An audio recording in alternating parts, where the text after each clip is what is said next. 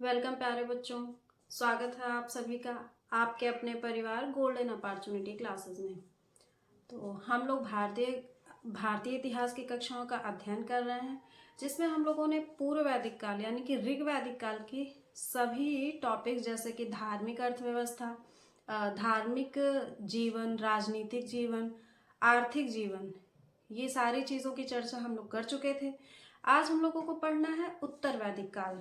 तो सबसे पहले उत्तर वैदिक काल का जो समय काल था वो कब से कब तक था? 1000 ईसा पूर्व से लेकर के 600 ईसा पूर्व तक का जो शासन काल था वो क्या था? उत्तर वैदिक काल का था। ठीक है। और उत्तर वैदिक काल में यानी कि 1000 ईसा पूर्व में ही लोहे की खोज हुई थी। तो उत्तर वैदिक काल की जो सबसे महत्वपूर्ण धातु थी वो लोहा थी। ये सारी चर्चा हम लोग कर चुके हैं, लेकिन फिर भी उत्तर वैदिक काल को पढ़ रहे हैं, इसलिए फिर से एक बार क्या करते हैं, बता दे रहे हैं। और जो उत्तर वैदिक काल था, इसमें जो आर्यों का जीवन था वो अब क्या हो गया था? अस्थायी जीवन हो गया था।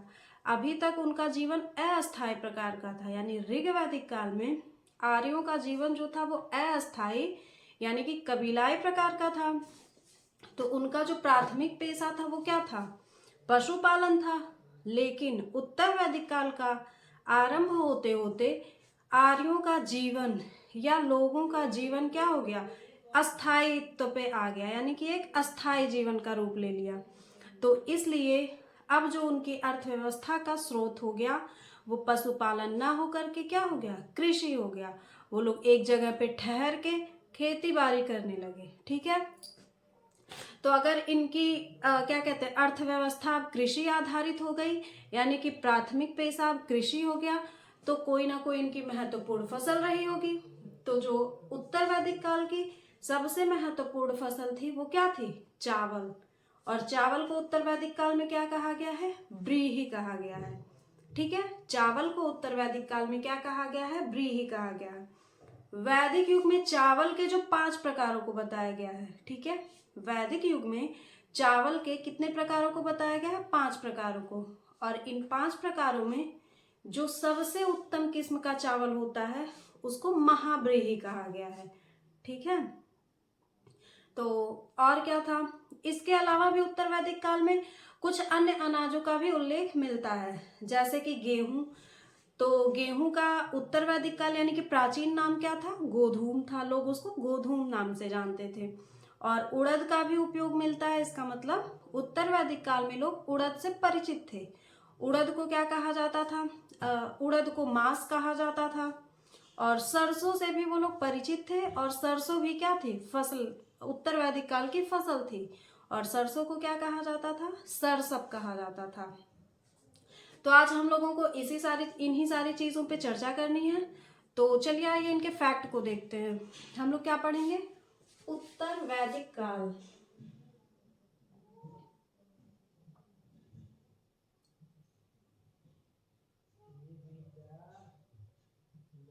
उत्तर वैदिक काल कब से कब तक था? 1000 ईसा पूर्व से कब से? 600 ईसा पूर्व तक। ठीक है। उत्तर वैदिक काल हमारा 1000 ईसा पूर्व से लेकर के 600 ईसा पूर्व तक था। उसके बाद हम क्या कहे हैं कि अब जो यहाँ पे हम क्या पढ़ेंगे? आर्थिक जीवन। ठीक है। उत्तर वैदिक काल का हम लोग आर्थिक जीवन पढ़ेंगे। ठीक है। आर्थिक जीवन यानी कि अर्थव्यवस्था का स्रोत क्या था? तो उत्तर वैदिक काल की अर्थव्यवस्था का जो स्रोत था वो क्या था? कृषि। यानी कि अर्थव्यवस्था, उत्तर वैदिक काल की अर्थव्यवस्था कृषि आधारित थी। कृषि आधारित थी। अगर अर्थव्यवस्था हमारी कृषि आधारित थी तो कोई ना कोई सबसे महत्वपूर्ण फसल रही होगी। तो उत्तर वैदिक काल की जो सबसे महत्वपूर्ण फसल थी, सबसे महत्वपूर्ण फसल वो क्या थी? चावल। और चावल को क्या कहा गया है? चावल को उत्तर वैदिक काल में क्या कहा गया है? व्रीहि कहा गया है। व्रीहि कहा गया है। ठीक है। उसके बाद क्या करते हैं हम लोग? क्या बताया हम कि जो चावल थे इसके कितने किस्म थे। वैदिक युग में चावल को व्रीहि कहा गया है और यजुर्वेद में 5 प्रकार के चावल का उल्लेख मिलता है। तो इस पॉइंट को भी हम यहाँ पे नोट कर लेते हैं। हमारे चारों वेदों में से एक वेद क्या था, यजुर्वेद था। तो वेदों की चर्चा हम लोग करेंगे, तो इसीलिए यहाँ पे वेदों की हम लोग चर्चा नहीं कर रहे हैं। यजुर्वेद में चावल के 5 प्रकारों का उल्लेख किया गया है या 5 प्रकारों का उल्लेख मिलता है। ठीक है, तो यहाँ पे हम लोग यजुर्वेद को क्यों कनेक्ट कर रहे हैं,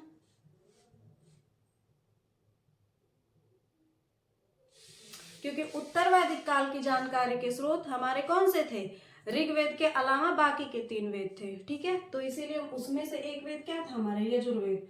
और यजुर्वेद में ही क्या कहा गया, चावल के 5 प्रकारों का उल्लेख किया गया है तथा सबसे उत्तम किस्म के चावल को,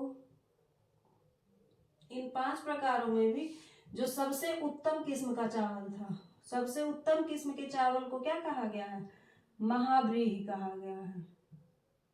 ठीक है, चावल के अलावा कुछ अन्य फसलें भी देखने को मिलती हैं। तो अन्य फसलें क्या थी,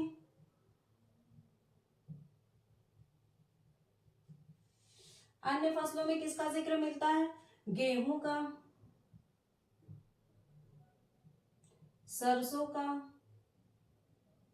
और उड़द का। जिसमें से गेहूं को क्या कहा जाता था, गोधूम कहा जाता था। सरसों को क्या कहा जाता था, सरसप। और उड़द को क्या कहा जाता था, मास। ठीक है, ये हमारे क्या है, आधुनिक नाम है और ये क्या है, उत्तर वैदिक कालीन नाम या वैदिक युग के जो नाम होते थे। ठीक है, तो ये हमारा क्या था, उत्तर वैदिक काल की अर्थव्यवस्था था। ठीक है, उसके बाद उत्तर वैदिक काल की अर्थव्यवस्था कृषि आधारित हो गई। जो महत्वपूर्ण फसल थी वो चावल थी और चावल को उत्तर वैदिक काल में क्या कहा गया है, व्रीहि कहा गया है। लेकिन यजुर्वेद में 5 प्रकार के चावल का उल्लेख या जिक्र मिलता है, जिसमें से सबसे उत्तम किस्म के चावल को महाव्रीहि कहा गया है और कुछ अन्य फसलों का भी जिक्र मिलता है। ठीक है, तो ये क्या था हमारा उत्तर वैदिक काल का आर्थिक जीवन या आर्थिक व्यवस्था या अर्थव्यवस्था। उसके बाद हम लोग क्या बाकी के जो टॉपिक्स हैं, जैसे कि उत्तर वैदिक काल में जो आर्यों का धार्मिक जीवन था या धार्मिक व्यवस्था थी किस प्रकार की थी, और राजनीतिक व्यवस्था, इन सारी चीजों को हम लोग क्या करेंगे नेक्स्ट क्लास में डिस्कस करेंगे। तब तक के लिए थैंक यू।